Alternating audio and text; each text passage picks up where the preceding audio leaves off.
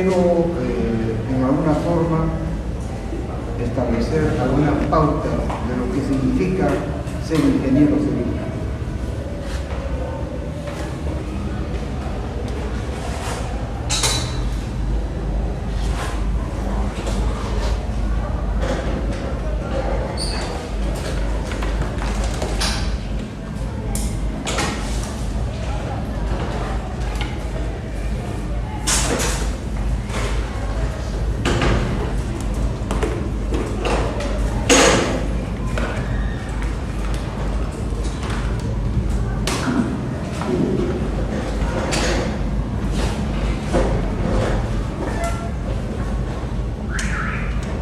En el curso de la mañana estuvimos hablando de lo que significa ser ingeniero civil, de la importancia de la ingeniería civil en el desarrollo nacional, y hoy voy a tratar de más o menos resumir qué significa la percepción de la riqueza y la pobreza.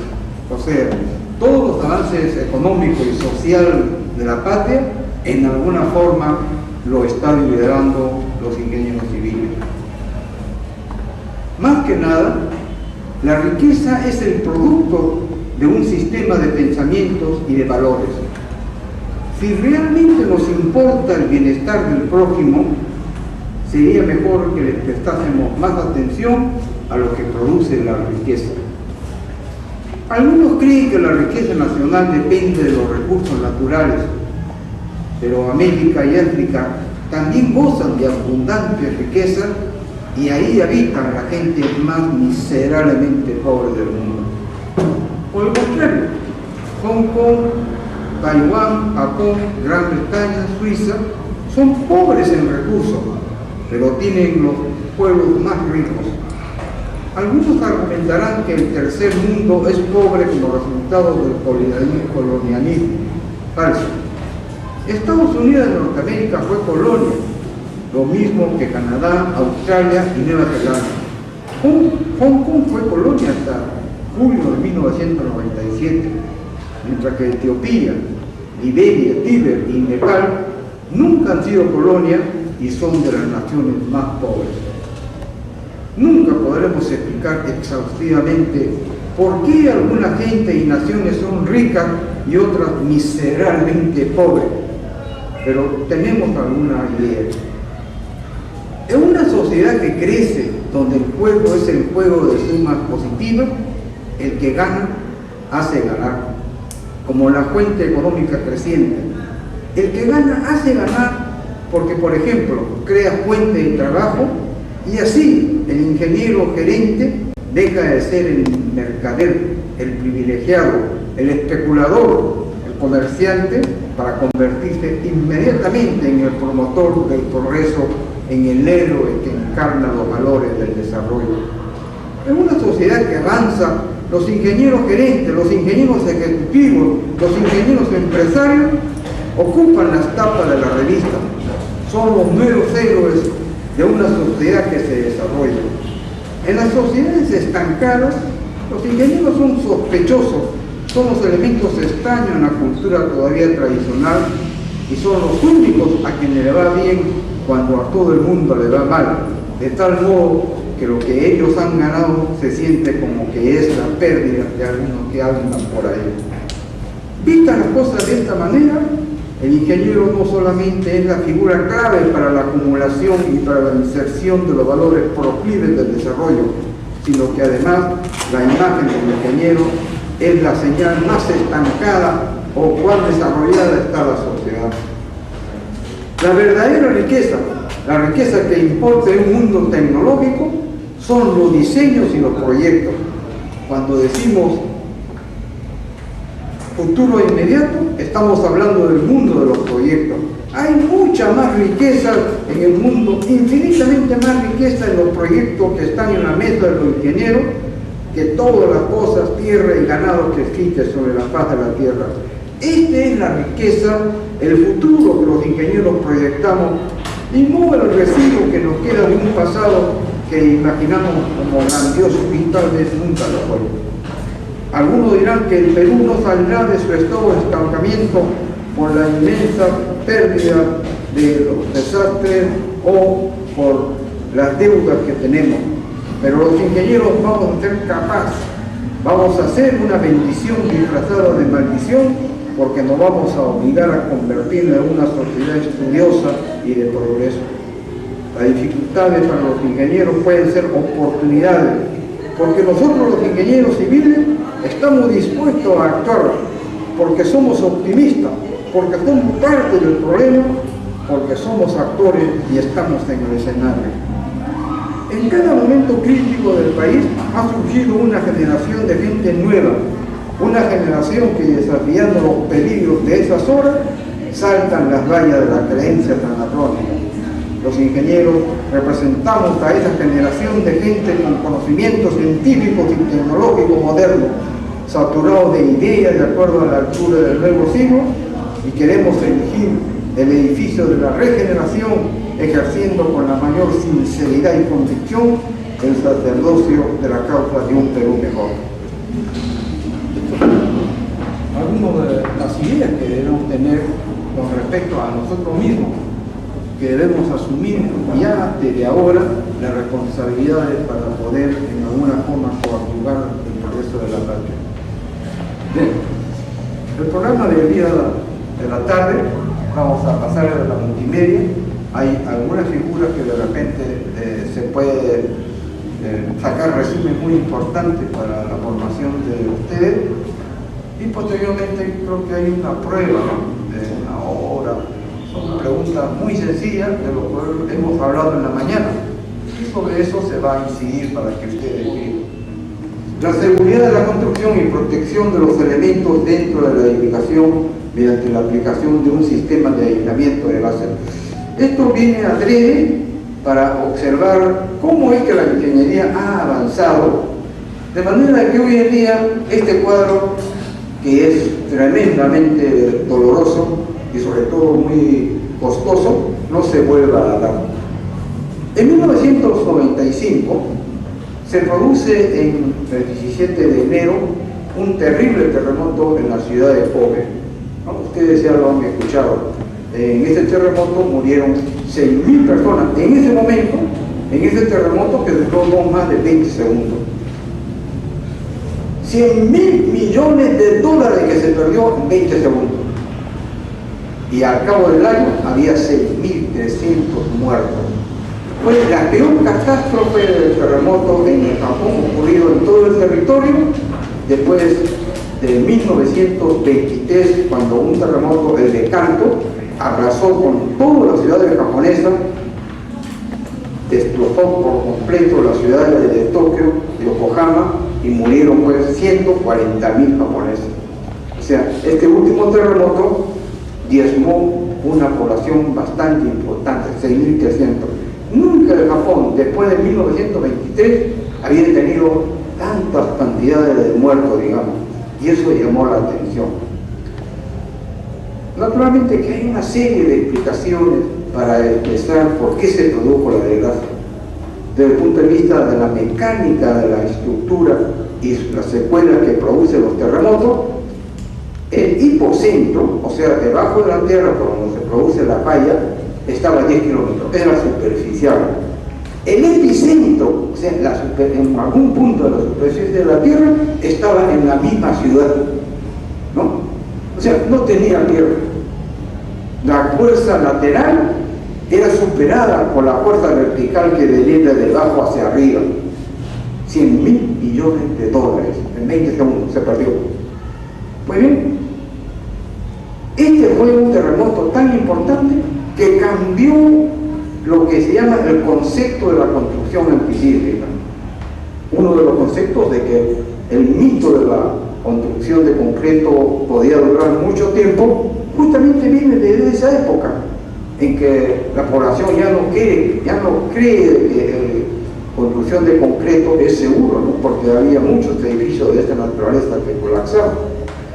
Entonces, hoy en día el gobierno se está muy preocupado para poder revertir esta figura y se está haciendo estas investigaciones que, como ya hemos hablado en la mañana, cuando se produce una pequeña grieta, no solamente es una grieta epidérmica, sino que por la mayor contaminación del mundo, el anhidro carbónico ingresa dentro de esta grieta, y si este anhidro carbónico sobrepasa los 2.5, ya está atacando el fierro, porque usted sabe que el recubrimiento está a 2.5 centímetros, ¿no? Cuando ataca el fierro expande su volumen con el oxígeno. Al expandir su volumen, evidentemente rompe estas pequeñas grietas que eran epidérmicas y finalmente se vuelve estructural. Esto fue uno. El otro fue lo siguiente. Más o menos por el año 1970, bueno, muchos de ustedes seguramente eran estudiantes de primaria o no habían nacido, en 1970 ocurre un caso curioso. Los árabes, los países árabes, elevan el barril de petróleo. Entonces el mundo entra en una crisis, la crisis del petróleo. Muchos países ya no quieren pues tener un gasto excesivo, porque de $5 que valía el barril, los árabes lo subieron a $100 por barril, ¿no? Les malogró el presupuesto a todos los países. Entonces los franceses ya habían ideado un sistema de proveer la energía a través de las centrales nucleares. Los franceses son los que inician esto y comienzan a venderle a diferentes países lo que era la central nuclear para sustituir a la central nuclear a base de petróleo. Para no encarecer, decía, yo le puedo ofrecer un sistema para que ustedes tengan una planta nuclear limpia y que no contamina, y de manera que usted ahorra petróleo. Muchos países compraron, adquirieron de los franceses la técnica, pero había algunos países claves como el Japón, África del Sur o Sudáfrica que no quisieron comprar esto. Entonces cuando los franceses fueron, dijeron, pero ¿por qué no adquieren ustedes en Japón, sobre todo el petróleo? Es sumamente caro. No, me decía, nosotros estamos en una zona sísmica. ¿Qué pasaría si con un sismo se malogra o explosiona central nuclear? El remedio va a ser peor que la enfermedad. Entonces no compraron. Pero los franceses, muy hábiles, muy inteligentes, no se podían quedar, sobre todo porque el mundo dejó de comprar la central nuclear y le dijeron no. Cuando los japoneses o los sudafricanos digan que ya que hay seguridad, ahí recién le vamos a comprar. Entonces los franceses, para no quedar en el mercado, porque era un mercado rico, pues bien, comenzaron a idear una serie de factores. Y ahí surge, a través de la patente francesa, que se hace una cimentación, pero encima de la cimentación no viene la columna, no. Entre la cimentación y la columna, la parte inferior, se coloca un aislante de base. Este aislante de base es una mixtura, es un sándwich entre fierros, una plancha de 3 milímetros, caucho, plancha, hasta 40 centímetros de altura. Entonces, esto se empotra en la cimentación y encima de este elemento aislante recién viene la columna. Entonces, ¿qué es lo que pasa? Que la energía sísmica, cuando viene el terremoto, trata de mover horizontalmente la construcción. Esta energía es absorbida por los aislantes de base y lo convierte en una energía calórica, ¿no? Viene, el edificio se mueve, pero lentamente después vuelve a su sitio porque está compuesta de esta plancha y caucho más un elemento de amortiguadores. El amortiguador lo vuelve a jalar a su sitio. Pero el que está dentro del edificio no siente nada, ¿no? Puede ser un terremoto fuerte, pero el que está ya no siente. Ya el terremoto pasó de energía sísmica a energía calórica. Usted quiere agarrar la plancha, quema, ¿no? Toda la energía del sismo se ha convertido en energía calórica. Esto se llama aislante de base. En 1994, en Motrich, Estados Unidos, se produce un terrible terremoto en el estado de California. Al sur de California, los americanos, estamos hablando de 1990 más o menos, ya estaban en la guerra del Golfo Pérsico. Y ellos decían, no, tenemos que ampliar lo que es el hospital para veteranos, porque ahí pensaban que iban a ir los heridos de la guerra. Se dijeron, sacamos un presupuesto para hacer la ampliación de los hospitales de Northern Oil. Y resulta que llamaron naturalmente primero a los expertos para ver cuál era el mejor diseño. Hubo oposición, porque decían, no, pero si Estados Unidos justamente está esperando el Big Bang, el terremoto que se espera se produzca en Los Ángeles o en San Francisco en cualquier momento, por la falla de San Andrés. Eso ya está previsto, que va a haber un gran terremoto. ¿Cómo vamos a hacer? No, pero justamente pues están los ingenieros. Los ingenieros tendrán que resolver este problema. Entonces comienzan a elaborar toda la serie de sistemas de construcción y al final dicen, bueno, pues lo que nos queda es lo último, allanamiento de base. Hay edificios nuevos que se colocan en este sistema y otros edificios viejos que simplemente también se colocan. ¿Pero en qué forma? Se cercena una columna y se coloca. Se rompe la parte de la base de la columna y se va colocando, ¿no? Entonces, el hospital era un nuevo sistema con aislamiento de base.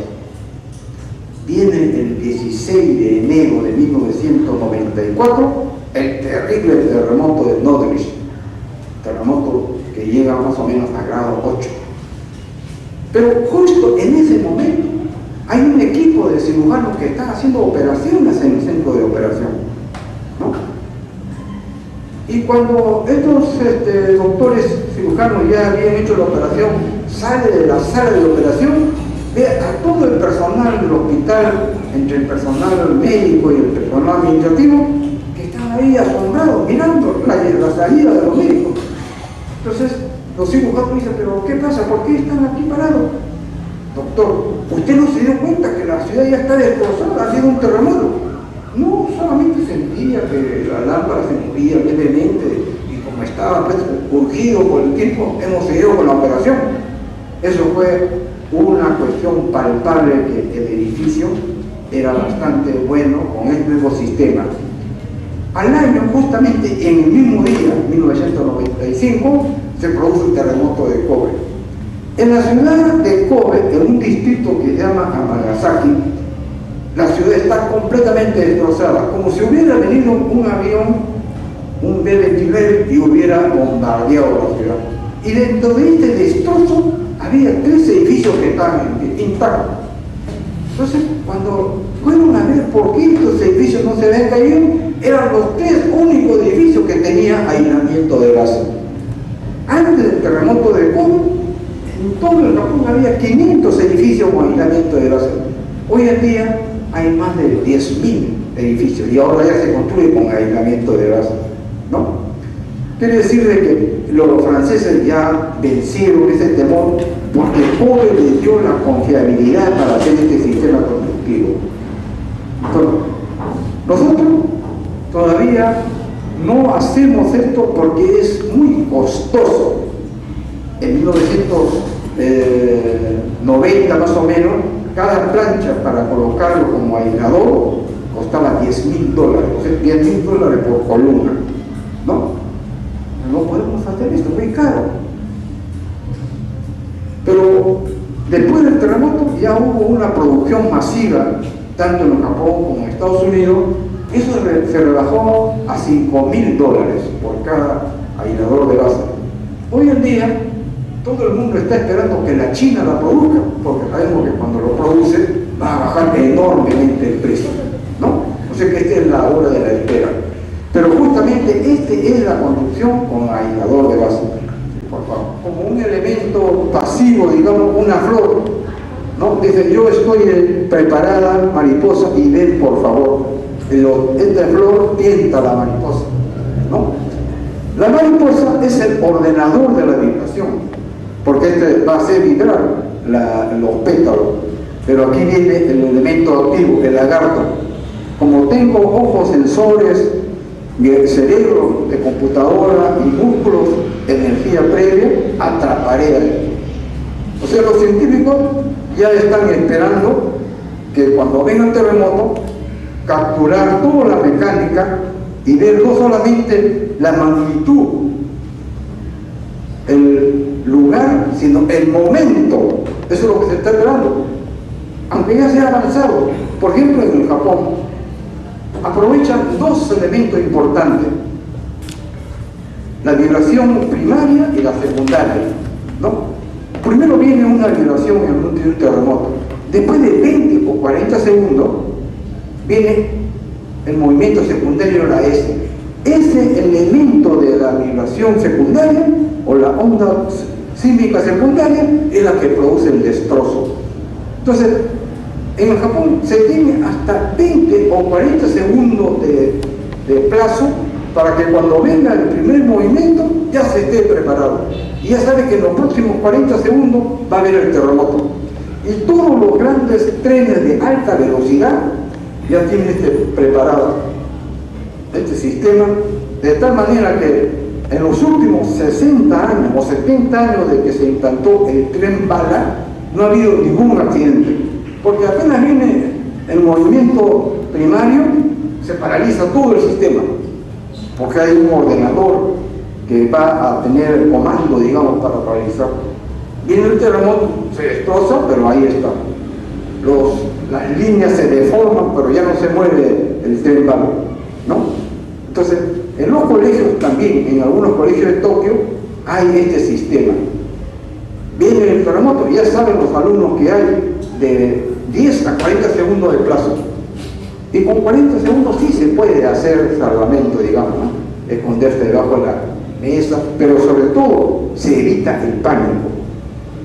Entonces, ya esta forma, por ejemplo, de lo que es la predicción, pero científicamente establecido, ya hay en muchos países.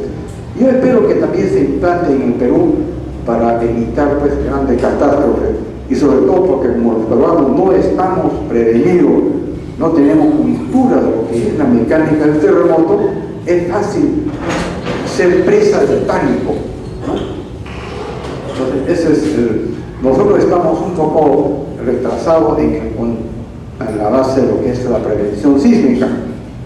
Por ejemplo, yo estaba viviendo en Tokio, y cuando estaba en un edificio de 9 pisos y justo estaba en la azotea, viene el terremoto.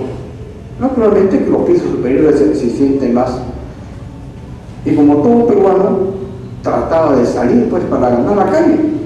En ese momento muchos japoneses que creían que yo era japonés me decían: esto no es japonés, ¿no?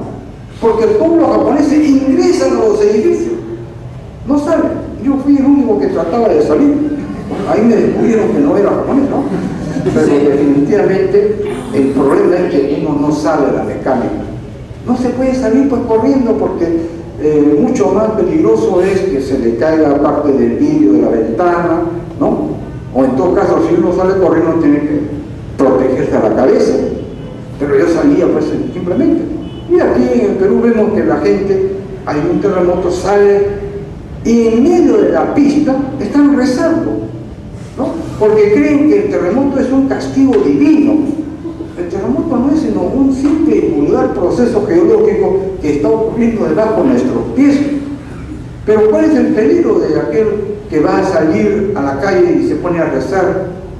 Que el automovilista no se da cuenta bien del terremoto, porque los carros tienen amortiguadores.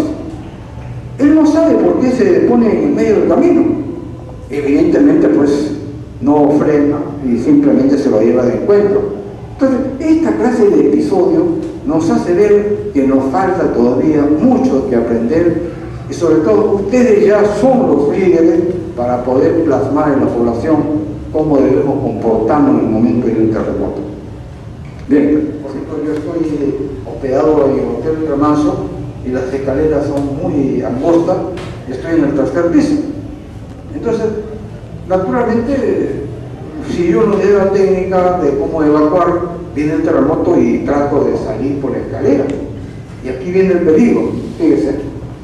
En Estados Unidos, un científico americano estaba haciendo una experiencia y un estudio sobre el terremoto. Estaba en el primer piso. Y en ese momento se da cuenta que viene el terremoto y él dice, sí, el terremoto es fuerte porque yo veo que me está haciendo mover mi cuerpo. Y sobre ese piso de parqué viene la onda del sismo y él lo está viendo. Es una onda que tiene de esta forma 15 centímetros de alto en el pico, y pues viene la bajada, así se va moviendo el piso, ¿no? Entonces él dice, es fuerte. Naturalmente que él está aterrorizado, porque yo no creo que ningún hombre en el mundo no se aterroriza cuando viene el terremoto, ¿no? Pues bien, este señor está aterrorizado, pero sabe comportarse, tiene la calma. Entonces, lo primero que hace es, en forma lenta, evacúa, prende el carro, el motor de su carro y se va a su casa para ver a sus familiares. En el camino, él dice que lo que yo he visto, nadie me lo ha contado. Yo he visto ahí que la onda viene. Pero ¿qué pasa? Que un piso de parqué o cualquier piso no puede sufrir 15 centímetros del volado que viene así de onda, porque si no volaría. Entonces él quiso comprobar que todo el parqué de esa fila estuviera salido de eso. Entonces nuevamente regresó solamente para cerciorarse que eso fuera verdaderamente evidente. Pero cuando fue al laboratorio, el piso estaba limpio, no había pasado nada absolutamente. Dijo, qué raro, lo único que me faltó era sacarle fotografía, ¿no? Para comprobar que yo no estoy mal con mi visión. En un día cualquiera, ya calmada, se fue donde un otorrinolaringólogo, y aquí viene la respuesta. Todos nosotros tenemos, en el sentido del oído, un semiconducto equilibrante. Cuando ese semiconducto, en alguna forma física, la movemos, vemos una visión de lo que nosotros estamos pensando, pero que no está ocurriendo. Por eso muchas personas dicen, sí, yo he visto que la casa se movía así, medio metro. No, a los 2 centímetros ya la casa se rajó. No puede haber un movimiento de tanto.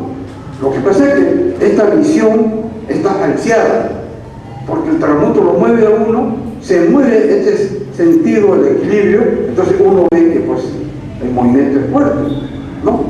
Y esto está corroborado por médicos. Hay una enfermedad que es una infección en el oído que se llama otitis, ¿no? O laberintitis. Esto es una enfermedad común por una infección del oído y se infecta justamente el sentido de equilibrio del oído. Entonces el médico le dice, usted tiene que guardar cama. No porque la enfermedad sea contagiosa o sea peligrosa, no.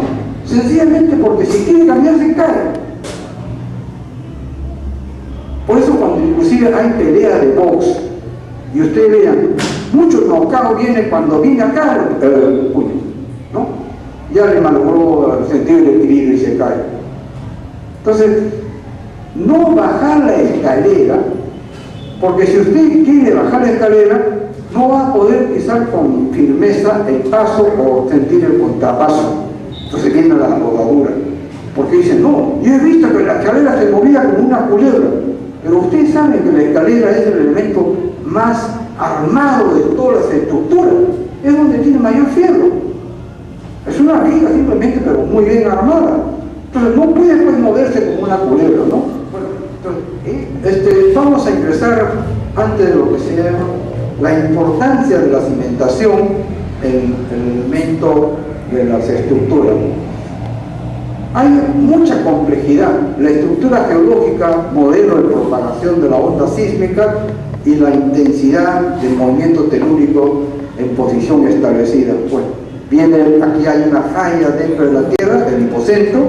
Esto se va a transmitir como una onda real, digamos, sobre un extracto de la época paleozoica, pasa a la mesozoica, ¿no? Y después viene a este periodo de la placa. La intensidad ahora se va a modificar de acuerdo a la calidad del suelo. Cuando viene un suelo regular, el movimiento se siente levemente. Cuando viene sobre un terreno de calidad baja y lamentablemente Chimbote no tiene una buena calidad de suelo, entonces los daños, ¿no?, son mayores, digamos, hay una ampliación del movimiento telúrico. Que se produzca sobre un terreno aluvial, diluvial, en alguna forma, sobre un terreno de baja capacidad portante, el movimiento telúrico va a afectar mucho más fuerte que en cualquier otra zona, digamos. Esta es la importancia que debemos darle a las construcciones, comenzando de la cimentación, ¿no? Pues hoy en día sabemos que Chimbote está asentada sobre, en gran porcentaje de terreno sobre suelo arenoso. Habría que hacer un estudio para ver si esa calidad de arena tiene posibilidades de que se produzca el fenómeno de liquefacción. Pero felizmente tenemos ahí la siderúrgica que nos puede proveer de la escoria, hacer columnas sobre estas estructuras internas del arenal para poder de esta manera aminorar lo que es el efecto del círculo. Encima del epicentro está el epicentro, ¿no? Y la distancia epicentral es importante porque mayor sea la distancia epicentral, el movimiento va a ser menor, pero va a afectar una mayor cantidad de áreas, ¿no? Este es el factor, digamos, mientras más alejado esté de la distancia epicentral, el movimiento abarca una mayor cantidad de áreas.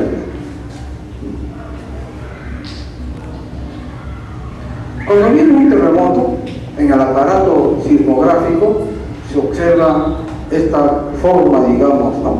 Entonces, esta es la onda secundaria y esta es la onda primaria. La onda primaria viene primero, después viene la onda secundaria y se produce este movimiento y ahí viene la catástrofe. Quiere decir de que cuando venga la onda primaria, todo esto, hay hasta 30 o 40 segundos de tiempo para saber que ya va a venir pero lamentablemente no nos damos cuenta nosotros por nuestra sensibilidad corporal de decir si es una onda primaria o secundaria. Eso no lo podemos personalmente analizar. Eso solamente un aparato y un experto puede analizar, digamos, ¿no? Hoy en día con la computadora inmediatamente nos avisa diciendo que en 30 segundos va a haber un terremoto. Entonces hay en muchos colegios de Tokio que hay alarmas. Entonces ya viene el terremoto y hay espacio, tiempo para poder evacuar. Fíjense, esta onda del sismo nos va a decir mediante la amplitud de cuán grande es la onda secundaria, y a través de esto ponemos una tabla y decimos cuál es la amplitud de esto que está acá, la amplitud, cuál es la magnitud del sismo, porque esto lo unimos con la distancia epicentral, ¿no? Entonces, la distancia epicentral unido con la magnitud nos da, con la distancia epicentral nos da. Entonces, de esta manera, el Instituto Geofísico del Perú, apenas se produce el terremoto, nos dice cuál es la magnitud del sismo, ¿no?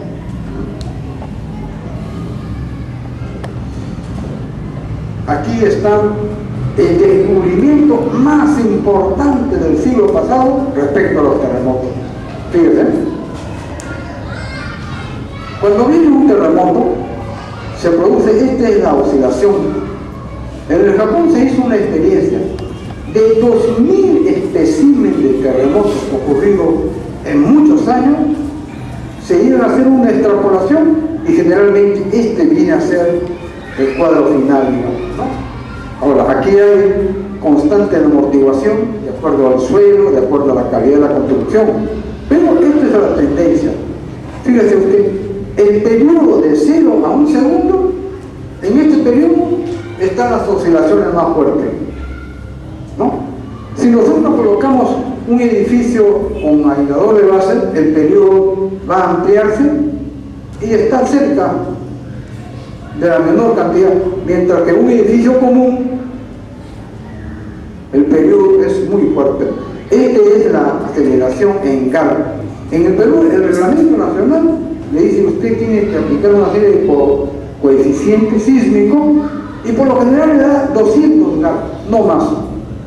Esto es para un terremoto de grado 5, ¿no? Entonces, el mismo reglamento no establece que grado 5, no, simplemente dice, usted construya o diseñe con movimiento de máximo de 200 grados, ¿no? Entonces nosotros creemos que 200 grados va a cubrir un terremoto de grado 8, no. El grado 6 ya está haciendo peligrar la estructura. Pues bien, este modelo nos dice lo siguiente: para saber cuál es el periodo de una edificación, hay diferentes metodologías.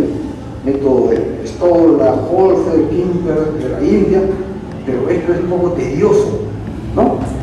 Pero en forma práctica, ¿cuál es el periodo de una edificación? El periodo de una edificación es 0.1 por n, siendo n el número de pisos.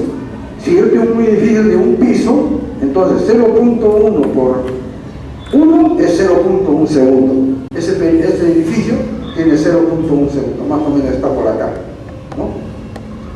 Si es un edificio de 5 pisos, debe estar por 0.5.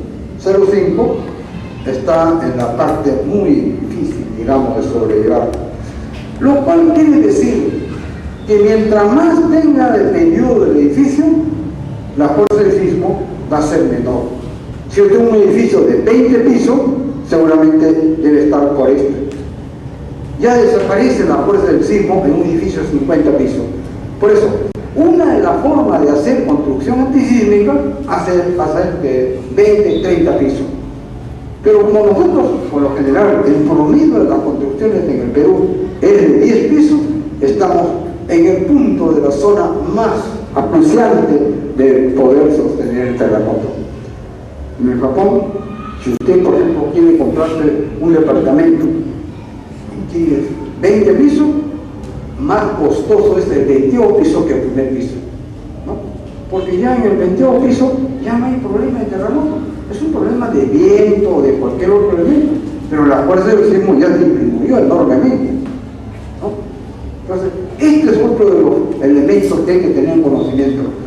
Ustedes seguramente van a construir o diseñar un edificio de 5 o 10 pisos.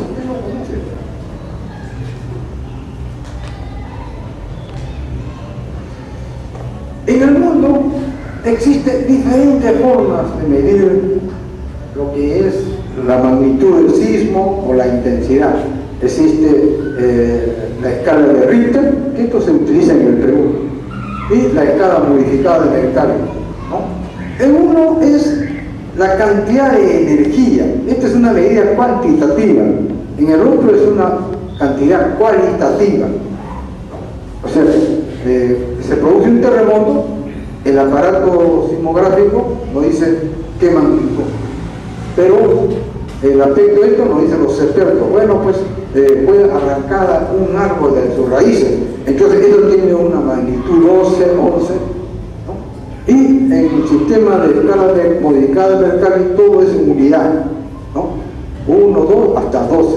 En el sistema de escala de Richter ya hasta hace poco era 8, 6, lo máximo que se había producido, pero obviamente ya ha habido terremotos hasta grado 9. Hoy en día se está deliberando sobre esta cifra, porque este 8,6 fue durante casi un siglo el patrón de la máxima magnitud. No se sabe de repente si los aparatos tienen hoy en día de mayor precisión o se ha avanzado en esto, pero ya todas las noticias nos dicen que tenemos hasta el grado 9. Pero después tenemos la escala modificada de MSK, este es uno ruso, este es proporción por la gravedad y aceleración que produce el sismo, ¿no? Nosotros cuando hacemos nuestro cálculo nos vamos por la aceleración. De acuerdo a la aceleración nos convertimos en esto, y aquí viene todo lo que concierne a los aspectos de la comparación, ¿no? Entonces decimos grado 2, en el escala de Richter estamos más o menos 3 o 2, no más. Digo 5 porque puede haber amortiguaciones. Si nosotros decimos que el grado de 100 a 200 que está el reglamento peruano, es de grado 6 máximo, no resiste más, ¿no? Entonces hay que ser un poco ético y decirle la verdad al cliente: usted quiere una condición antisísmica, pero el reglamento me permite hacerle uno de 200 grados y la resistencia máxima no pasa los 6 grados en la escala de Richter, ¿no? Porque si usted le dice al cliente: yo le voy a hacer una condición antisísmica de acuerdo al reglamento peruano, solamente le está asegurando grado 6, no le está asegurando 8, y el cliente espera que cuando viene la palabra antisísmico sea pues hasta grado 9, pero grado 9 significa 1000, ¿no? Entonces, este grado es una relación entre la gravedad y el peso de la edificación. Por lo tanto, hay que tener mucho cuidado, decirle lo que es cierto en cuanto al grado. Y esta confusión es lo que ha producido en 1975 más o menos, que un americano, científico americano, Brady, hizo una predicción para el Perú de que debe haber un terremoto de 8.6 en cualquier punto de la costa peruana, ¿no? Y naturalmente los faraones del Perú vimos muy alterados, nos vino el pánico. Y por primera vez en la historia peruana, el gobierno sacó su dinero para hacer investigaciones, para calmar a la población, que eso fue en el primer gobierno de don Fernando de la UNE, ¿no? Ahí el problema era que por qué se creía a este americano que decía que en Perú iba a haber un terremoto. Porque el Brian Brady, había asistido a una conferencia que se daba en San Juan de Argentina, donde se hablaba sobre los terremotos. Y los expertos de esa época decían que en Perú hubo un terremoto del grado 7.6 en 1966. Después vino el terremoto del 70 de Huaraz, después viene el terremoto del 34. O sea, cada 4 años ha venido un terremoto en época pasada. Entonces, él hace una extrapolación, dice: ah, no, ya se acerca uno que va a ser de grado 8.6. Y naturalmente que esto alarmó. ¿Por qué alarmó? Porque no era un charlatán cualquiera, era un científico, pero no dedicado a lo que es terremoto. Era un científico renombrado, que cada vez que se hacía una excavación en la minería, él iba al frente de las excavaciones y observaba cómo se iba rajando la parte interna de la tierra. Entonces él hacía una interpretación y tenía mucha certeza. Naturalmente que salvó mucha vida, ¿no? Cada vez que se hacía excavaciones. Entonces su conocimiento de minería lo transportó a los conocimientos de la ingeniería y dio esto, ¿no? Pero ¿por qué lo dio para el Perú y nunca lo dio para Estados Unidos? Porque en Estados Unidos, a partir del 60, cada vez que había un terremoto, en Santa Bárbara, Los Ángeles, en cualquier lugar de Los Ángeles, de California, la gente salía pues a evacuar, ¿no? Alguien decía por ahí: va a haber un sismo de grado tanto, y se paralizaba la industria, se paralizaba el comercio, y la gente salía. Y de repente no se producía ningún movimiento importante. Entonces el gobierno creó una ley que aquel que haga una predicción y no se produzca el movimiento, eso va a tener que pagar una indemnización fuerte a los comerciantes, a los industriales, que ha tenido que paralizar por un día para que la gente evacúe. Entonces, a partir de eso, ningún científico es capaz de decir todo. Pero este país dijo: pues Perú es libre. Para el Perú dio la predicción, ¿no? ¿Y por qué? Porque no sabíamos pues que él estaba hablando de otra escala. No estaba hablando de la escala que nosotros manejamos. Y él decía: sí, el terremoto peruano que va a venir va a ser de grado 12. Pero si 8.6 era la mayor, la máxima, por acá está el terremoto. Por eso vino el pánico. Por desconocimiento, que él estaba hablando de otra escala. No estaba hablando de la escala de Richter ni la escala modificada de Mercalli. Entonces, muchas veces hay una confusión cuando no tenemos científicamente una idea de lo que es un terremoto en escala. Como una pelota de fútbol, el mundo está pues dividido, digamos, a través de diferentes placas, ¿no? El Perú le pertenece a la placa de Nazca. O sea, todos los terremotos que han ocurrido en el Perú y van a ocurrir en el futuro, por alguna forma, esta es la costa del Perú, está afectada por esta placa.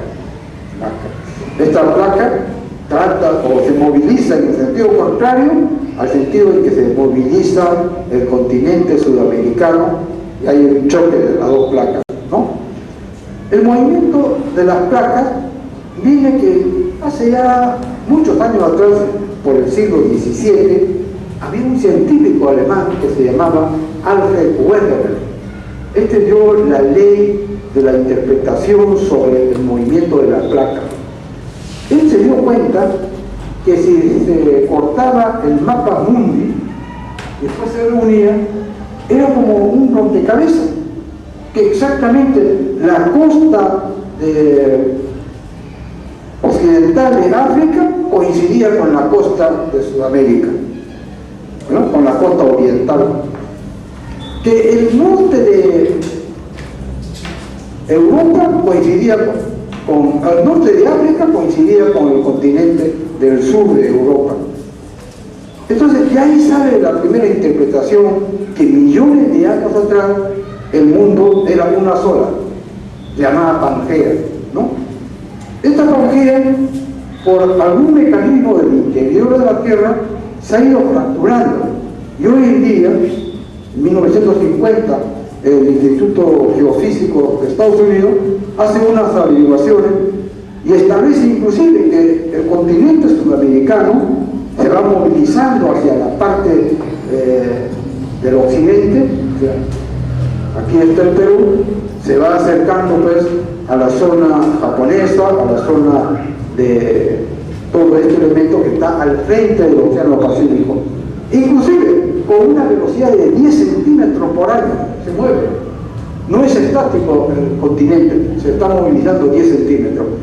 Y en algún momento vamos a estar muy juntos con muchos países que están al lado del occidente. Pero esto se producirá pues, más o menos en 50 millones de años. Así que no hay que preocuparse. El Perú, esto por ejemplo, el Instituto Geofísico del Perú ha dado todos los movimientos telúricos desde el grado 3 a los más fuertes. Los sismos dibujan el perfil del Perú. Esto es lo que en un año se ha producido los movimientos telúricos, digamos. Y justamente a través de este movimiento telúrico se hace el reglamento peruano con respecto al GAL, ¿no? Con respecto a cómo en la costa peruana, esta es la zona 4 creo, de Bajando, y en la zona de Loreto, y en esta parte del Titicaca el movimiento ya es más bajo, digamos, de intensidad, ¿no?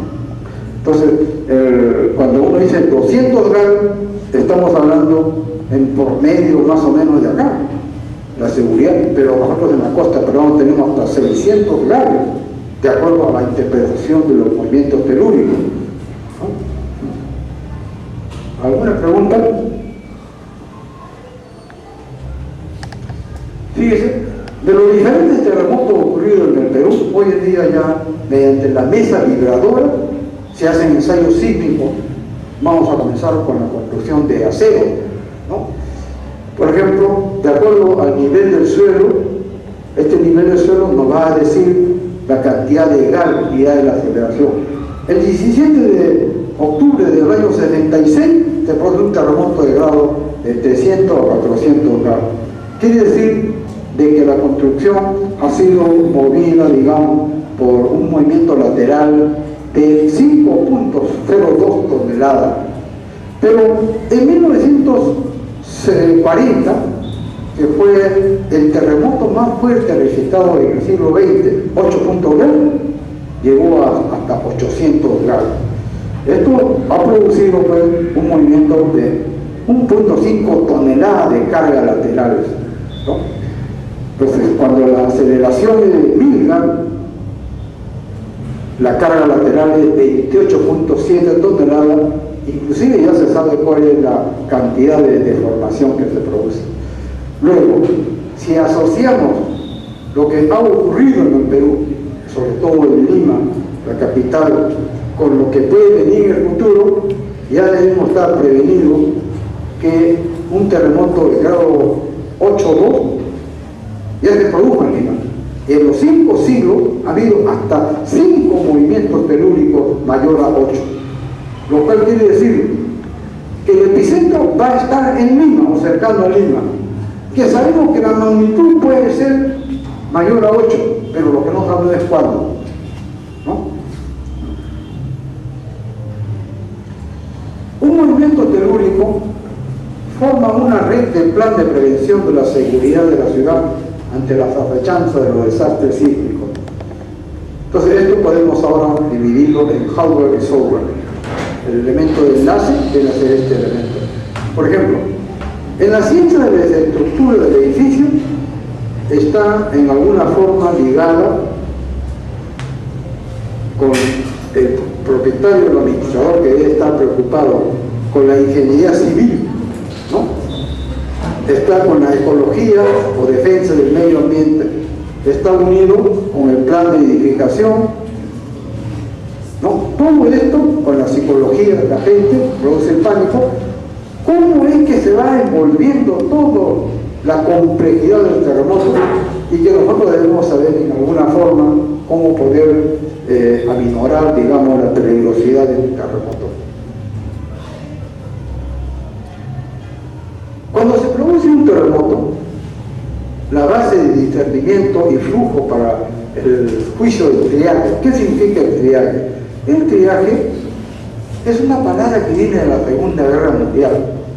En Francia, cuando en un campo de batalla iban los médicos para poder socorrer a los heridos, naturalmente que no todos los heridos estaban juntos, ¿no? Habían heridos, muertos, graves, menos graves. Entonces, se perdía mucho tiempo en discernir a quién tenía que mejorar, digamos, la situación. Primero va ahora con ese sistema de triaje, va una junta de médicos y dice, no, este ya está muerto, ya no hay que perder tiempo, y le colocan un crespón negro, ¿no? Ya este señor nadie lo va a mover. Pero cuando es rojo, el peligro, entonces el síntoma es síntoma de equilibrio, pulsación, hemorragia, respiración, menos de 30 minutos, entonces a este es prioritario. Cuando es menos grave, le ponen un amarillo, y cuando es leve, es ambulatorio. Le dicen, bueno, usted vaya caminando pues a la clínica, ¿no? No vaya a perder tiempo porque aquí otro elemento. Este es el triaje. Esto es lo que nosotros debemos aplicar en el Perú para poder socorrer y salvar la mayor cantidad de víctimas en ese momento.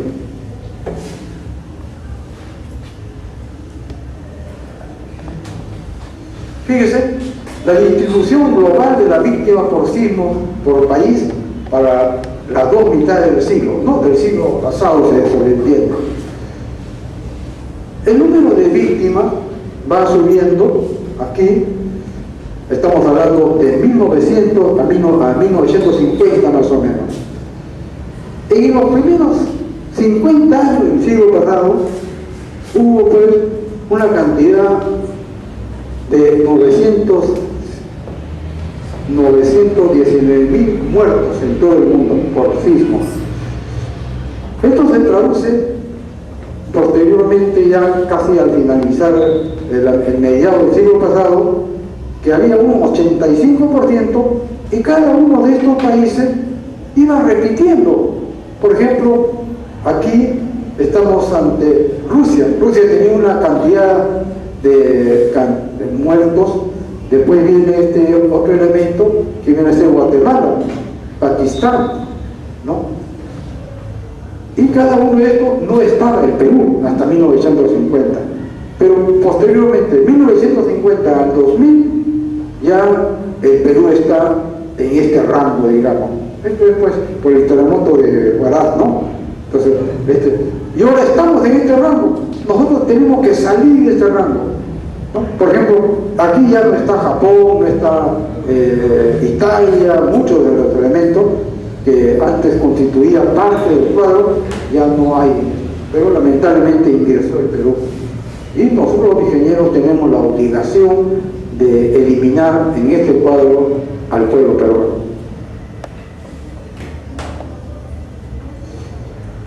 Antes decía que por qué las construcciones no son antisísmicas, uno de los factores es, cuando se produce un terremoto, viene la alerta, nadie puede alertar porque no tenemos sistema de predicción, digamos, ¿no?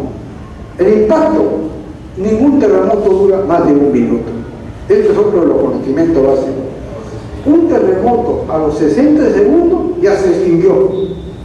Pero naturalmente que muchos periodistas o los medios de comunicación dicen, sí, ese terremoto duró 15 minutos. No, 15 minutos se cae toda la ciudad, ¿no? Pero como no sabemos, entra el pánico. En el Perú hubo 2 terremotos que duró 1 minuto y medio. El terremoto del año 1974 y el terremoto de 1995 o 96 en Nazca. Esto produjo un movimiento de 1 minuto y medio, 90 segundos. Pero cuando uno analiza el terremoto, no era un solo terremoto, era una concatenación hasta de 5 movimientos telúricos que se montaron. Naturalmente que siguió junto el movimiento principal con la réplica, eso puede durar mucho, ¿no? Las réplicas pueden durar pues 1 año, 2 años. Naturalmente que a medida que pasa el tiempo, la réplica va disminuyendo en intensidad de digamos. Pero ¿qué pasa? Que después del movimiento principal, que nunca dura más de 1 minuto, ya estamos alterados psicológicamente. Entonces viene cualquier otra réplica y si no sabemos que el mecanismo del terremoto es el movimiento premonitorio, que no lo sentimos sino el aparato lo registra, el movimiento principal, que no dura más de 1 minuto, y la réplica. Si no sabemos esa secuela, entonces entramos en pánico. En 1966, por ejemplo, yo estaba en Japón, en Tokio, y se produce el 17 de octubre un terremoto de 7.6 en Lima. Se destrozaron muchas edificaciones. Pero lo que llamó la atención al pueblo japonés era de que cómo era posible que si el 17 de octubre hubo este terremoto fuerte, las autoridades dieran el permiso para que el 18 de octubre salga la procesión del Señor de los Milagros. Esto debe ser una catástrofe si en plena procesión, donde hay una concurrencia de más de 1 millón de fieles, se produce una réplica. La réplica hubiera sido más catastrófico que el movimiento principal. Entonces, de ese momento, la procesión ahora tiene más cuidado, solamente sale por la calle más ancha, el recorrido es menos recorrido, y así se va poniendo distancia, digamos, para la peligrosidad. Pero en provincia no es así. Cada vez que hay un movimiento, sobre todo en Cusco, por ejemplo, hay un Cristo que se llama el Señor de los Temblores. Usted va a Cusco, entra en la catedral de Cusco, y va a ver un Cristo crucificado de color negro. Y no porque haya sido pintado, sino tantas velas le han puesto que el humo lo ha convertido en un negro, ¿no? Toda la crucificación es negra. Y cada vez que hay un movimiento, la gente va pues a la catedral y saca la procesión. Yo creo que esa es la fe, eso es bueno de repente, pero sí que siempre y cuando sepa que puede venir una réplica, ¿no? Bueno, el impacto no dura más de 1 minuto. El aislamiento de un lugar es de 2 días, más o menos. Cuando viene el terremoto de Huaraz, en Lima se sintió fuerte, pero no tanto naturalmente como en el mismo epicentro o cercano al epicentro. En Lima se supo de la gran tragedia recién a los 2 días. Recién a los 2 días los limeños supieron que en el norte, en Huaraz, se había producido una catástrofe. O sea, el aislamiento no dura más de 2 días. El rescate dura 10 días más o menos. Naturalmente que en esta zona de Huaraz duró más de 1 año. ¿no? La recuperación es de 1 a 10 años y la rehabilitación es hasta 50 años. En Lima, en 1940, hubo un terremoto de 8.2. Muchas ciudades, distritos del departamento de Lima, entre ellos Callao, Chorrillos, todavía están las secuelas. Hay edificios que están cargados de 1940. ¿No? Muy bien, entonces, ¿cómo va repitiéndose este ciclo? Tiempo de duración, máximo 1 minuto, mayor fin. Preocupación en la población, pánico. De 1 minuto a 1 semana viene la réplica. Rescate de sobreviviente, hay temor, ya no hay pánico, simplemente temor. De 1 semana a 1 mes, disminución de la réplica, reparaciones de corto plazo, evaluación de daño. Culpar a los constructores de los edificios. Ahí viene ya, cuando pasa el mes, que los ingenieros tienen la culpa, ¿no? De 1 mes a 1 año, las reparaciones a largo plazo, acción para estándares más años, ¿no? Más altos. De 1 a 10 años, todavía sigue la disminución del interés por la construcción antisísmica, ya bajó ya. A los 10 años, hasta el próximo evento, renuncia a asumir los costos de las estipulaciones sísmicas. Ya la gente no hace construcción antisísmica, más se guía por el aspecto económico, ¿no? Ya no hay seguridad. Y posteriormente tenemos que esperar el próximo evento que se produzca para volver a hacer todo este cuadro, digamos. Entonces, es la falta de prevención, la cultura de la prevención, que no sabemos que debemos cortar todo este elemento, digamos, para que máximo 1 año ya esté reparada la construcción. La repartición de la causa de los terremotos y las fatalidades globales con terremotos durante el siglo XX. Cuando se trata de edificaciones, albañilería, construcciones de adobe, construcciones de ladrillo, son construcciones de albañilería, y ahí ocupa la mayor cantidad de colapsos. Pues va disminuyendo, construcción de madera es menor, construcción de edificios de concreto armado, pero el terremoto viene con el incendio, viene con los huaicos de deslizamiento y otras causas. Esta es la distribución, cómo ocurre la catástrofe. Es muy importante ir hacia la filosofía oriental. En el Japón, cuando dicen crisis, se escribe con 2 kanji o ideogramas y se lee kiki. Kiki viene a ser crisis.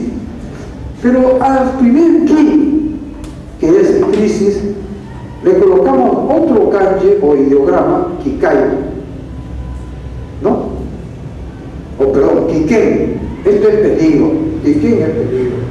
Pero si le agregamos otro kanji, kikai, oportunidad. En todo peligro hay una oportunidad que hay que saberla aprovechar. Supongamos, en 1970 hubo el terremoto de Huaraz, crisis por completo. Todo el mundo trata de, en alguna forma, de ayudar a la población afectada.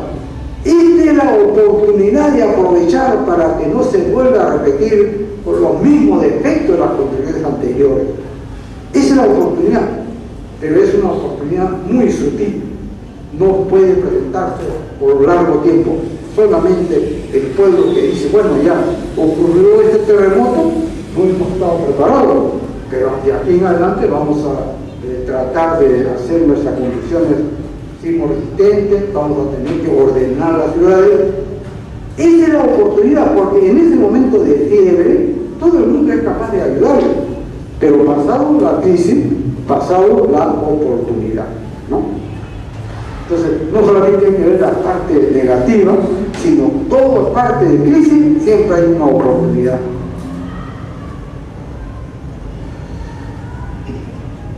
Defensa Civil nos da un cuadro de 1993 a 2001 y cada año va incrementando la cantidad de emergencias. Y esto va a subir, va a seguir subiendo porque somos más peruanos cada año. Entonces debemos tener cuidado esta advertencia. En la fase de desastre, este ya es el programa de defensa civil, ¿no? Hay una fase de origen, explicar socorro, integridad fase 2 y fase 3. Cada uno de estos tiene las indisposiciones que va a producir el tratamiento curativo, y aquí viene el tratamiento de primeros auxilios, equipamiento, ¿no?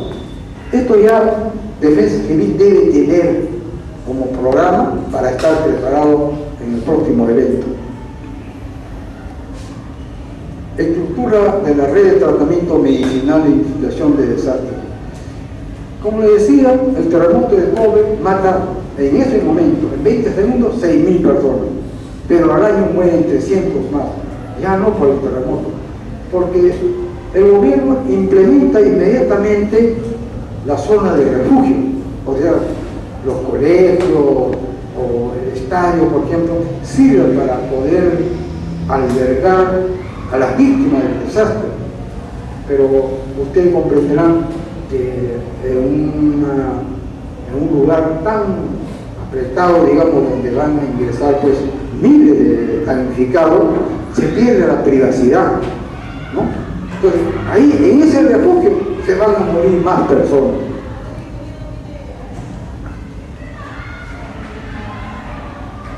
Esta es también la red de comunicación relacionada a la prevención de desastres. Y aquí estamos viendo un aspecto que es importante: colegio. Hoy en día, los colegios deben estar diseñados, todos los colegios peruanos, no solamente para ser colegio, sino debe estar ya pensándose que en ese colegio, sobre todo colegio público, la gente va a tomarlo como zona de refugio, y por lo tanto debe estar acondicionado como zona de refugio. Naturalmente que los hospitales ya deben tener pues un diseño sismo resistente, de mayor resistencia que un elemento común, digamos, ¿no?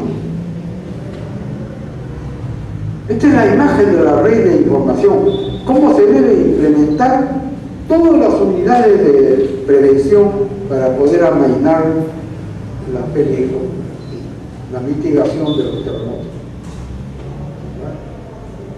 Yo no sé si habrá alguna pregunta al respecto.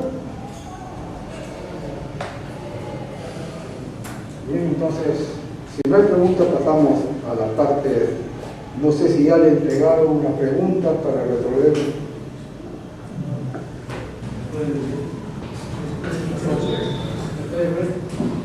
Bueno, puede ver.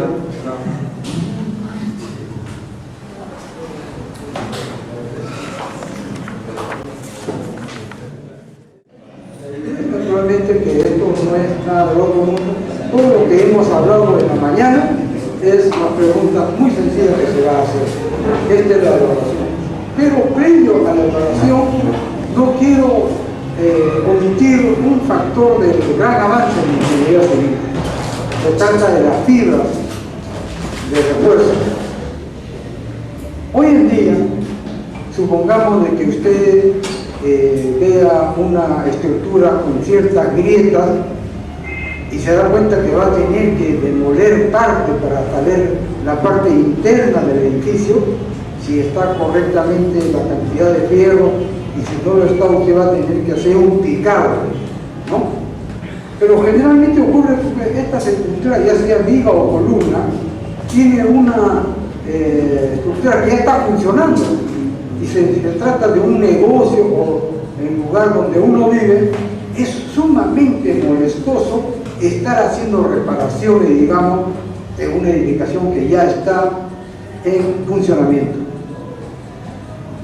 Después del 95 ha proliferado en el mundo un sistema de refuerzo que se llama refuerzo con fibras artificiales, ¿no? Hay fibras de vidrio, fibras de acero, fibras químicas que se ha realizado, y que más o menos de 6 a 10 centímetros coloca una fibra que es de un grosor muy pequeño, y que eso se ata, digamos, como un atado y se coloca en un epóxi. Entonces sale una fibra más o menos del tamaño de un fierro. Hay diferentes fibras. Esta fibra cada vez está más en uso. Supongamos una columna dada que usted va a tener que reforzar. Simplemente hace el preparativo para que la estructura tenga una superficie lisa, pasa un pegamento que es un epóxico y pega la fibra. Ya está reforzado. Ya no necesita tomar nada de la parte interna. Para la flexión, la fibra es así, vertical. Para el acordante, usted utiliza, si es que le falta estribo, le coloca así en banda horizontal. Hoy en día ya hay eso, ¿no? En el Perú hay, pero solamente en algunas grandes casas, no sé si en esa casa donde los chilenos han puesto en la venta de todo lo que es material para la construcción, ¿no? En Piura yo estuve últimamente y ahí un alumno de los ingenieros, ¿no? Participante, dijo: un ingeniero, ya yo estoy utilizando, pero que cuesta caro, ¿no? Pero es práctico. Usted, por ejemplo, en un negocio quiere hacer una reparación, no va a interrumpir el negocio simplemente picando, ¿no? Se usa la fibra y se coloca de acuerdo a lo que usted considera que puede reforzar, ¿no? Más aún todavía, las fibras están reemplazando a las varillas, ¿no? O sea, usted va a hacer una construcción de una columna, en lugar de colocar las varillas, coloca las fibras, ¿no? Porque hay fibras en forma de plancha, hay fibras longitudinales, hay de todas las formas. Entonces hoy en día ya hay muchos miembros de la estructura que se usa la fibra y se llena con concreto, ya no se usa fierro. Ese es el punto más importante del progreso de la ingeniería civil y que nos facilita a nosotros llevar a cabo muchas reparaciones, ¿no? No sé si hay alguna pregunta. Ahora, cuando uno diseña con una columna, una viga, con las fibras, no solamente va a tener pues la salvedad de que estas fibras es anticorrosiva. O sea, no es como el fierro que entra en oxígeno, se corroe y malogra toda la estructura. Estas fibras son anticorrosivas, no les afecta la grieta y la introducción del oxígeno de ninguna forma. Tiene otras cualidades.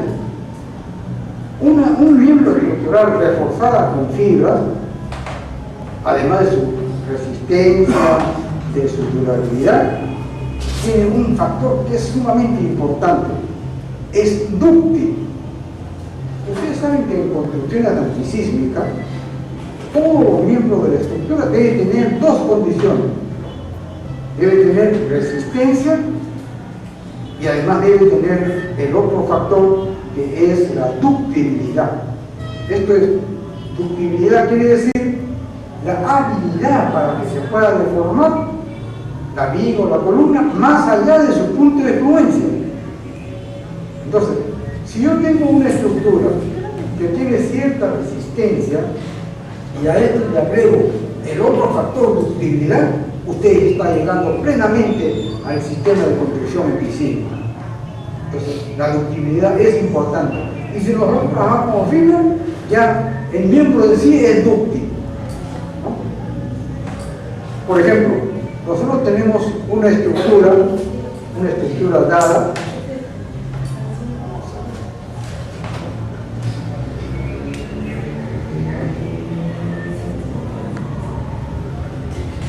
Aquí está la fuerza, digamos, del sismo. Aquí viene el punto de influencia. Entonces, mientras más resistente sea, esto evidentemente va a ir más alto, ¿no? Este es el diagrama de esfuerzo y deformación. Pero de repente, por razones económicas, no me permite llegar a una resistencia muy alta. Entonces, yo puedo hacer una estructura dúctil de manera de que tenga la mitad de la resistencia que yo requeriría. Pero si le pongo ductibilidad, entonces forma ahora este cuadrado.